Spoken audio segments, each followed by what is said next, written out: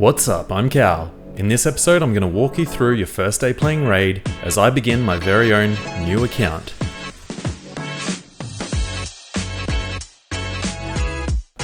So, you've finally given in and downloaded Raid. Now day one is both an exciting but extremely confusing time. I made my first episode in this free-to-play series as a walkthrough to help shine a light as you navigate your way through the fog. I'll cover off on day one basics including campaign battles, PvP in the arena, and how to rank up your champions.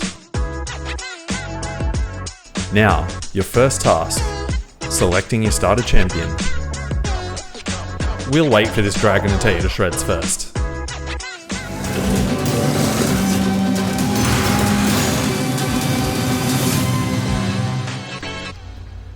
Once you finish the intro sequence, you'll get given a choice between 4 started champions. All of these champions are good in their own right, but my favourite is Kale. He has poisons that make him great for dungeons and clan boss, and a 4-hitter on his A3 that make him a great option for Fire Knight. The legendary speed queen, Arbiter, is going to guide you through a bare basic tutorial. One thing that she won't tell you though, is how much time you're about to be spending in campaign. Campaign is where you'll go to progress through the story mode, obviously. You'll find that campaign is also a great source of rewards, and you'll always find yourself coming back here to level up your champions. When you first start, I advise you begin tackling campaign according to your quests, but I'll get to that shortly.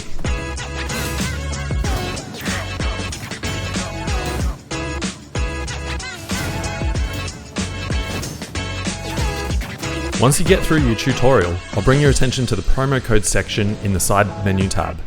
Promo codes can be entered once every 24 hours, and there are some spicy codes for beginners to help you boost your account.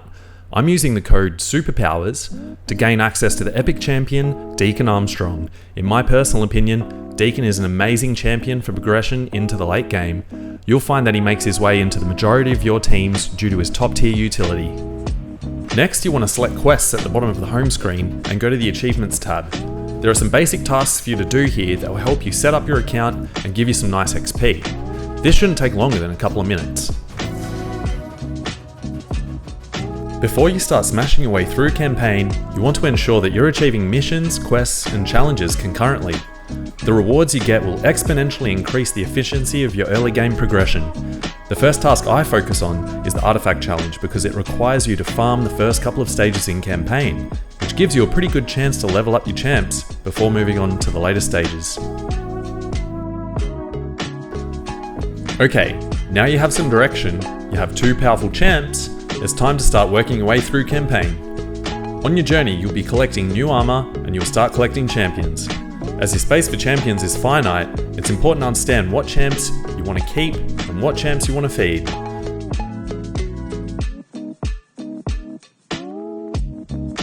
Now that you're starting to get some levels into your main champions, you need to learn how to rank them up. So, Deacon and Kale are both level 40. At the moment, I can't level them up any higher. Why is that? It's because they're both level capped in rank 4. So how do I get Kale to progress to level 50?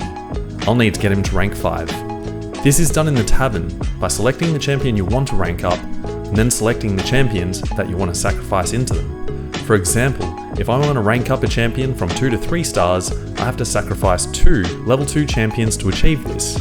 This process is known as feeding. So if I want to rank up my 4-star Kale to 5 stars, I'll have to feed 4 4-star champions into him. And if you're starting to realise how much grinding that's going to take, each time you rank up a champion, they must be at max level for their rank, and they will start all over again at level 1 in their new rank. The way I'm trying to make this process as efficient as possible is by leveling up low rank champs in campaign whilst working on challenges to get them ready to be sacrificed for the greater good.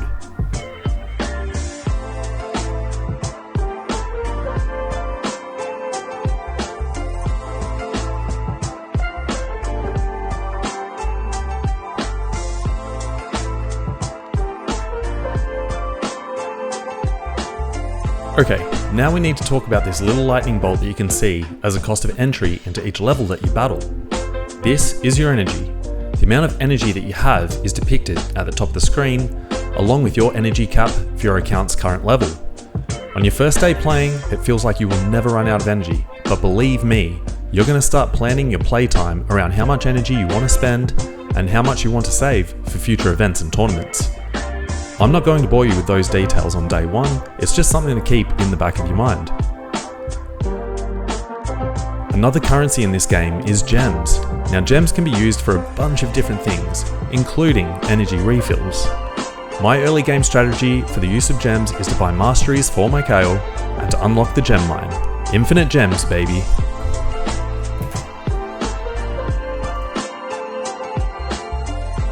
Alright, it's time to cover off on PvP in the arena. The first thing you'll have to do is set up your defense. I typically set up my defense as one low rank champion so that I don't win my defensive battles. At this stage of the game, I don't really care if I win or lose my defense battles, it's the offense battles that are high value. Winning offense battles equals medals, which enable you to upgrade your Great Hall, which I'll talk about in just a minute. Now I will do a deep dive on arena team setups in future videos, but for Bronze Arena, all you need to know is if I have more player power than the enemy team, I have a high probability of winning the fight.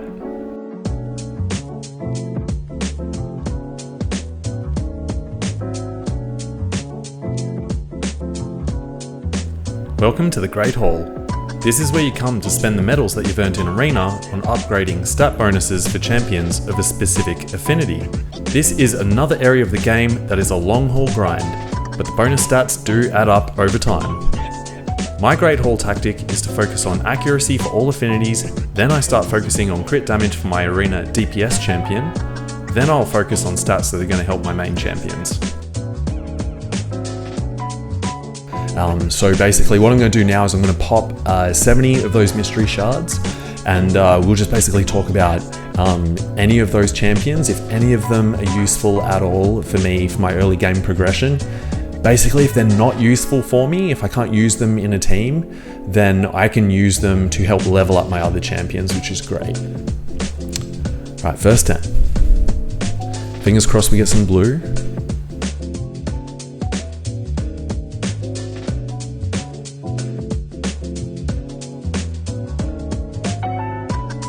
Getting some challenges out of the way as we go. Sick.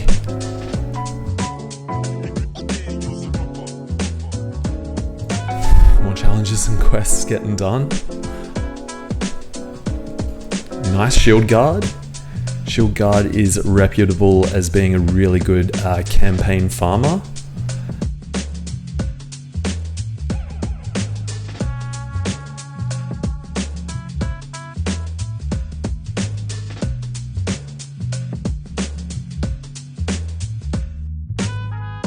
Alright, sweet, there you go. That's how this game works. We didn't get a single rare, but that's fine. So out of the 70 mystery shards, unfortunately, I didn't summon any champions that will make it into any of my teams. The one champion that I could consider using would be Shield Guard for being a solo champion in campaign, but that's what I'm going to be utilising my Kale for. I will, however, be using these champions to rank up my Deacon and Kale. Thanks for watching my first episode in my free-to-play series. I've barely scratched the surface with information you need to know, so I'm going to split the beginner's guide into another couple of bite-sized episodes. If you enjoyed the video, please like and subscribe. Feel free to leave a comment on any other beginner content you'd like me to cover.